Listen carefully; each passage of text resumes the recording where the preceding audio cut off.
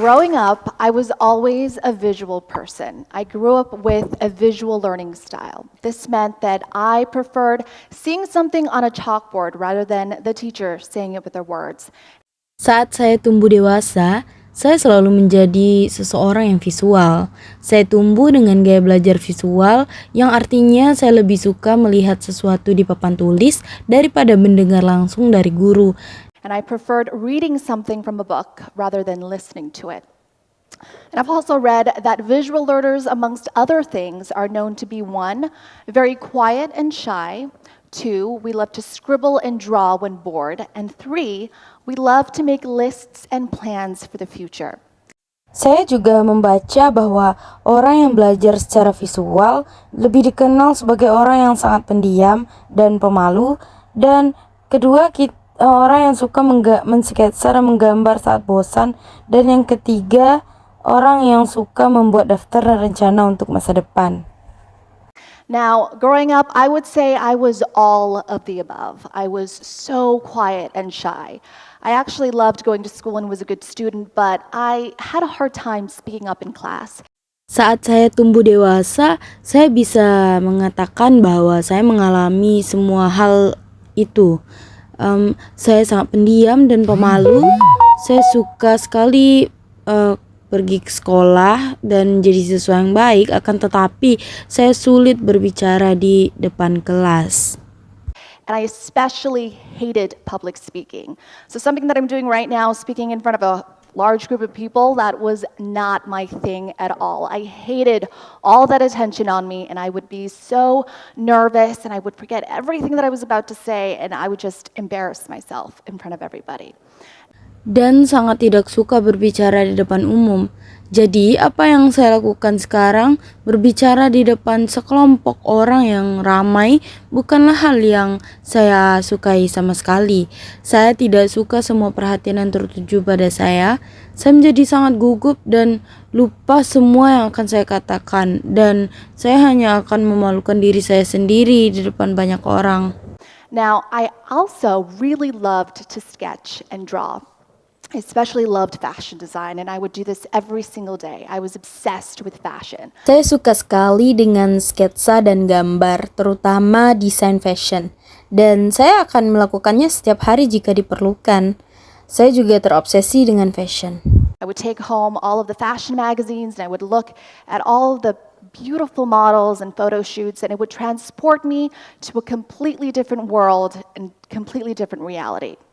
Saya akan membawa pulang semua majalah fashion dan melihat semua model dan pemotretan tersebut, dan itu akan membawa saya ke dalam dunia yang benar-benar berbeda dan realitas yang benar-benar berbeda. Now on to the third point, love making lists and plans for the future. I actually didn't write down what I wanted to be when I grew up, but I would draw what I wanted to be when I grew up. Sekarang tentang poin ketiga. Senang membuat daftar dan rencana untuk masa depan. Sebenarnya saya tidak menuliskan apa keinginan saya saat dewasa nanti, tapi saya akan menggambarkan keinginan saya saat saya tumbuh dewasa. I would call this my dream board. I want to talk specifically about a dream board that I made when I was 16 years old, but before that, what exactly is a dream board? Dan saya menyebut ini dengan papan impianku. Saya ingin membicarakan secara khusus tentang papan impian yang saya buat ketika saya berusia 16 tahun. Tapi sebelum itu, apa sebenarnya papan impian itu?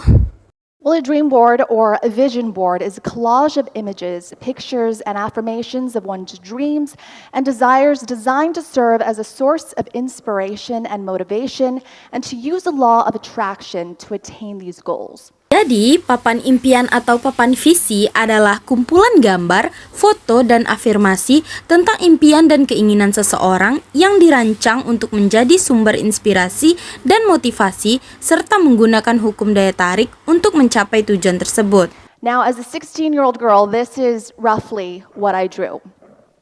I wanted to work in the fashion industry. I had the words passion for fashion written on it. And I wanted to have a house of my own, to travel the world, and I wanted to become a TV presenter. So I drew myself with a microphone. Ketika saya berusia 16 tahun, inilah gambaran kasar yang saya buat. Saya ingin bekerja di industri fashion.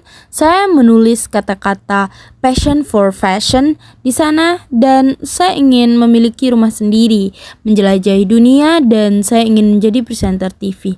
Jadi saya menggambar diri saya sendiri dengan sebuah mikrofon. Now, as a 16-year-old girl, I never thought in a million years that any of these things would come true.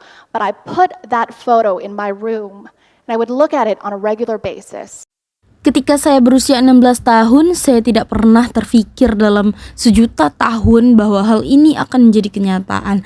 Tapi, saya meletakkan foto tersebut di kamar dan melihatnya setiap hari. And looking at these dreams and these affirmations on a daily basis, it would eventually change my life because I learned that change begins with yourself. It begins from within. Melihat impian-impian dan afirmasi-afirmasi ini setiap hari pada akhirnya mengubah hidup saya. Karena saya belajar bahwa perubahan dimulai dari diri sendiri, dimulai dari dalam diri. When trying out for this dream board, there are specific questions to ask yourself. Now, beforehand, I'd also like to mention that what I love about this dream board, the notion of it, is that it begins with you. It completely begins and ends with you. Not what your parents want you to do, not what your superiors want you to do, but what you want to do. Dan ketika mencoba menggunakan papan impian ini, kita tahu ada pertanyaan khusus yang harus kita tanyakan pada diri sendiri. Sebelumnya, saya juga ingin menyebutkan bahwa yang saya sukai tentang papan impian ini adalah bahwa semua dimulai dari diri kita. Semua dimulai dan berakhir dengan diri kita, bukan dengan apa yang diinginkan oleh orang tua kita atau bukan apa yang diinginkan atasan kita, melainkan dengan apa yang ingin kita lakukan. Now, these are important questions to ask yourself, and what I asked myself. How do you visualize your life? What do you wish to achieve in life? What inspires you? What motivates you? Sekarang, ini adalah pertanyaan penting yang harus kita tanyakan pada diri sendiri.